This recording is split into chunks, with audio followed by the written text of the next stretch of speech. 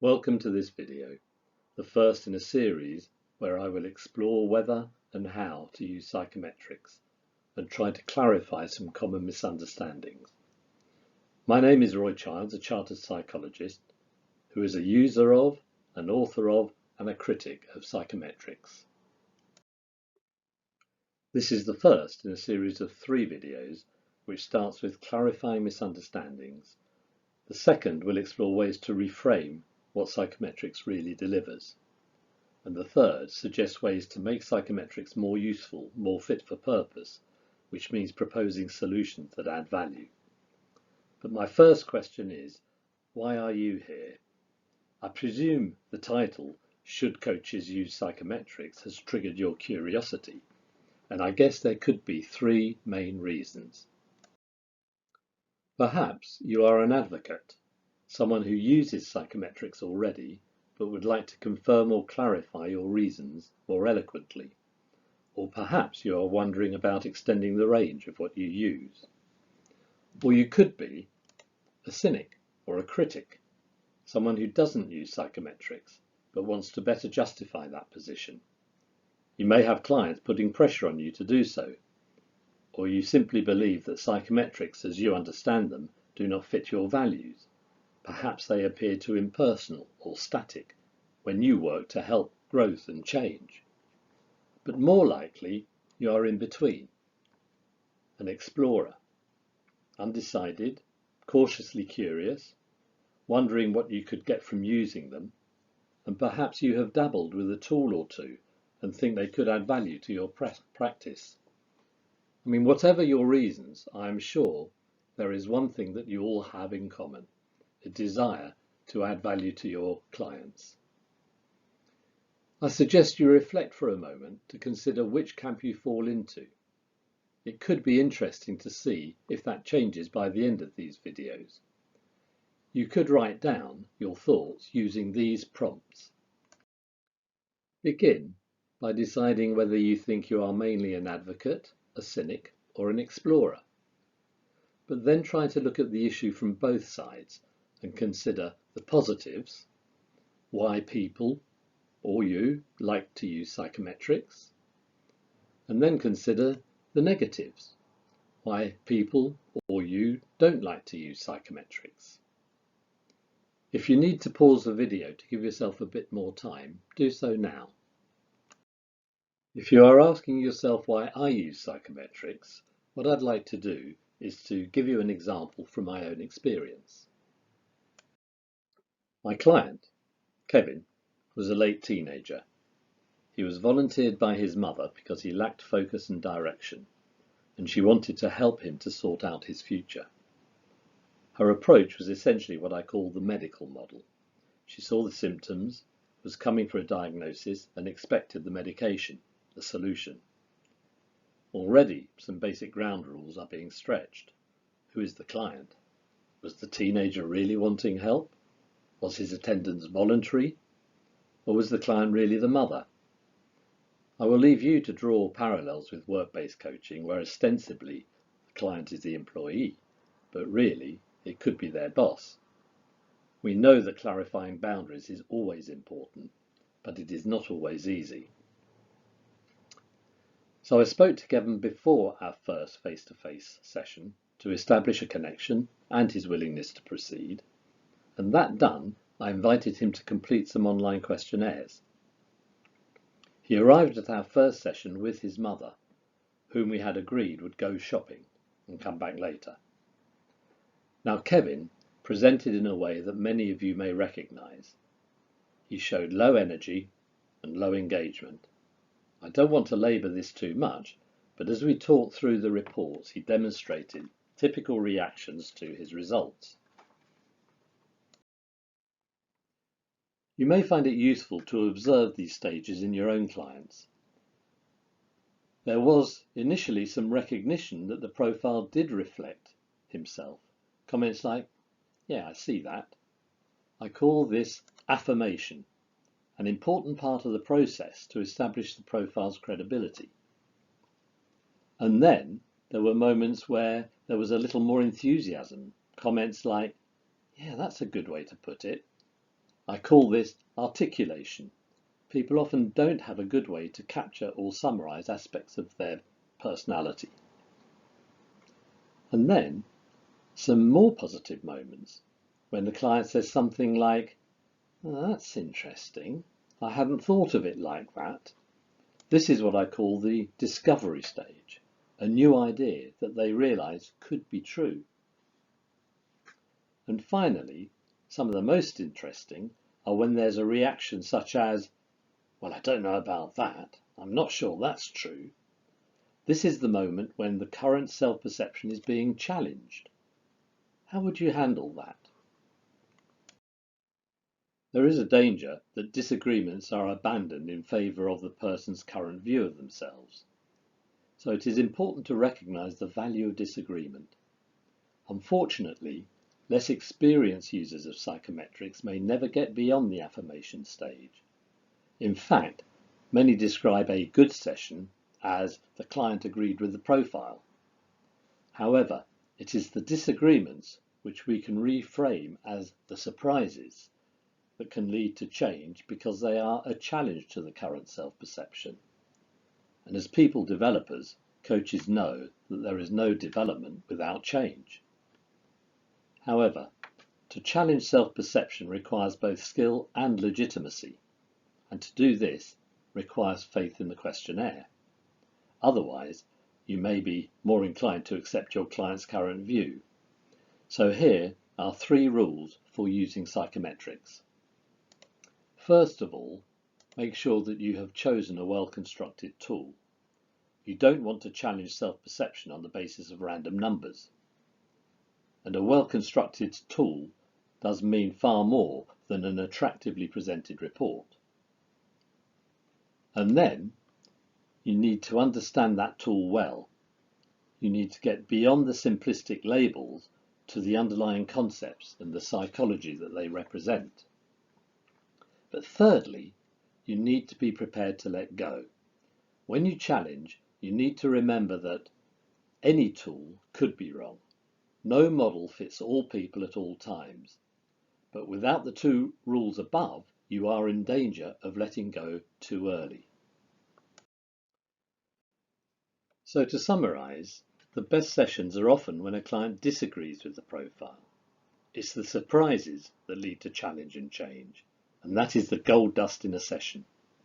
And all this leads to a simple framing of the psychometric review session. It is a process of exploration, not explanation.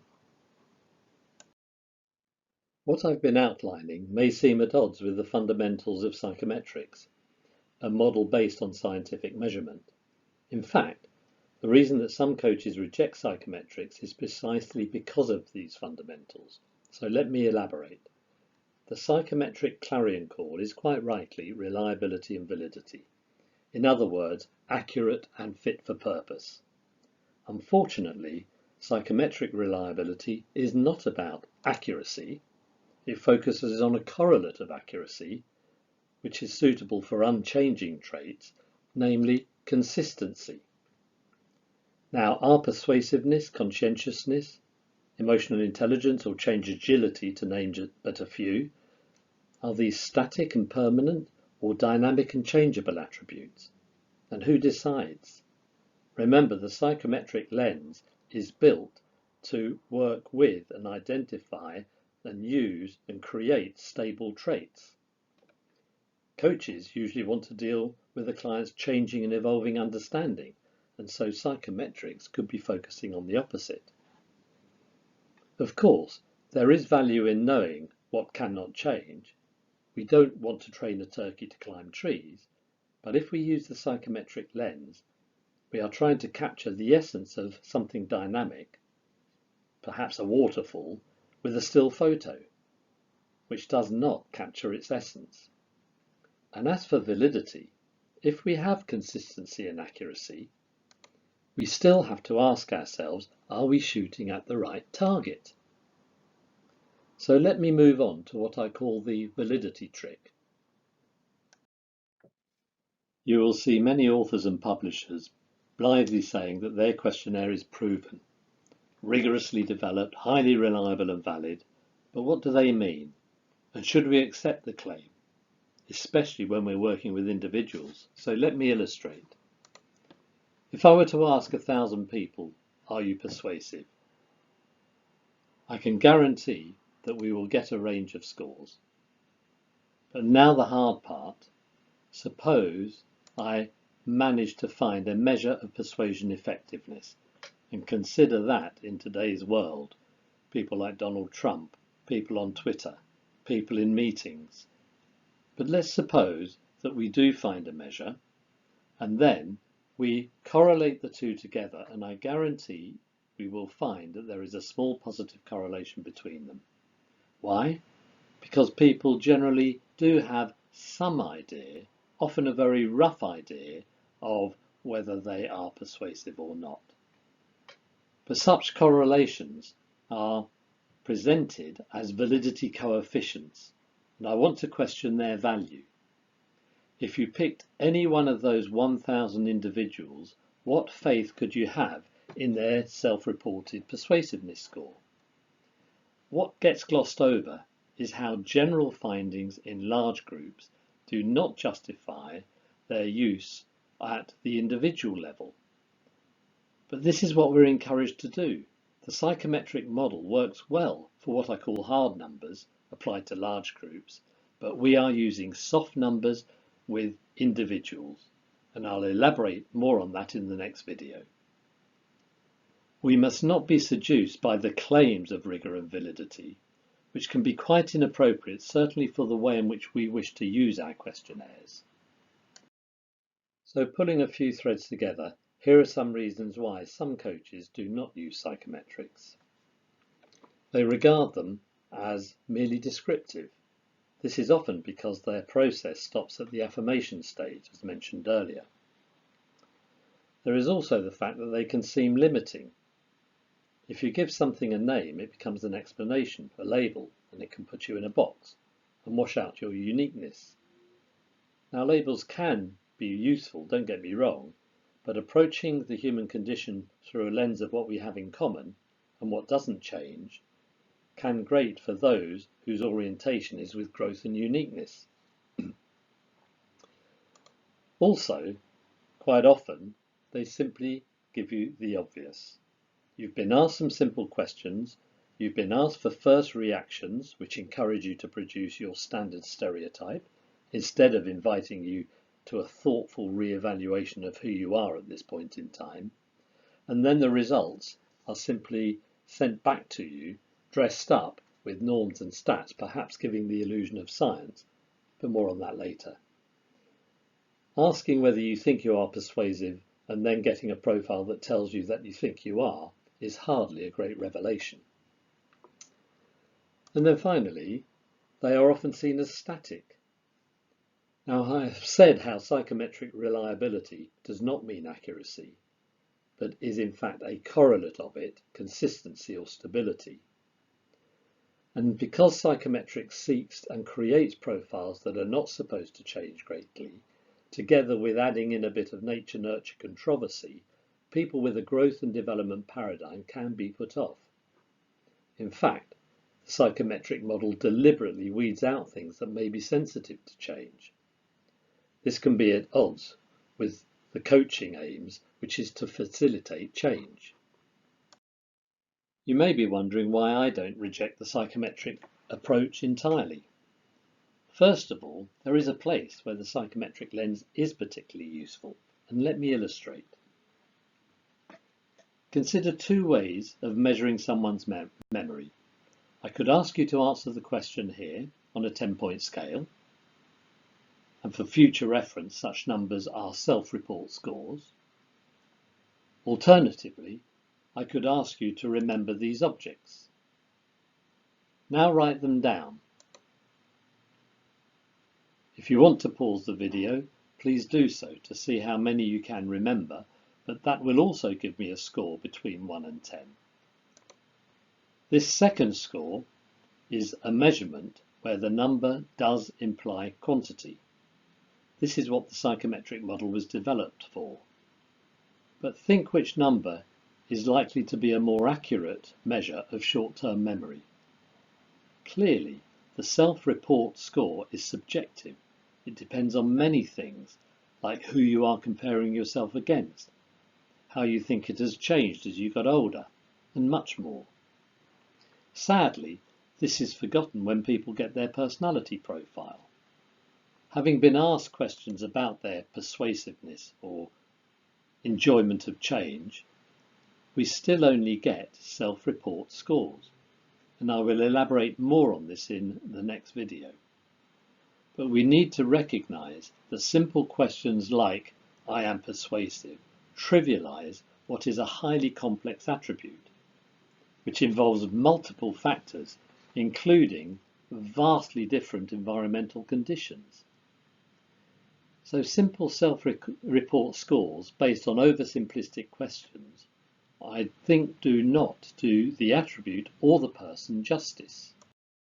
So let me begin to summarise. Is the psychometric approach useful? Well, I would say when we apply it to hard numbers, such as ability and capability tests, I would say yes. But when it comes to soft numbers, such as self-report questionnaires, it requires new thinking. And I would say we really do need to reframe what we're actually measuring with self-report. We need to understand what self-report really delivers. And we need to be more critical of the relationship between the words that we say and the behaviour and the underlying personality. So finally, and to provide a more metaphorical way of summarising, let me return to my metaphor of the waterfall.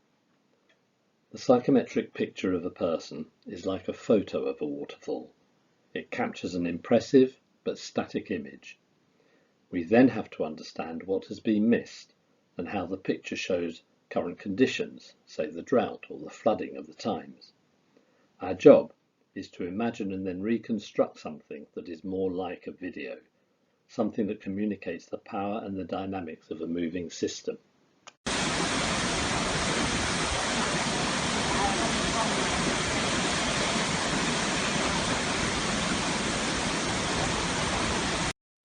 The challenge for psychometrics is to recognise the limitations of the still photo and to see if there are better ways to capture the power and the movement of the real person. That is something that we will address in our third video. However, before that, we have part 2 in this series. In part 2, we will explore the value of self-report questionnaires, the issue of hard versus soft numbers, and 3 very important considerations. The first is what we say, who we really are. How far can we trust self-report? Second, is what we do really who we are? How much is our behaviour a reflection of me versus my context? And thirdly, is who we were necessarily who we are now? Do we change? How do we change? And what actually changes? And so I'd like to say thank you for listening, and if you found it interesting, by all means find and go to the second video in the series. But if you would like to reach out and give me some of your thoughts, then please do so with the information that you have on the right hand side.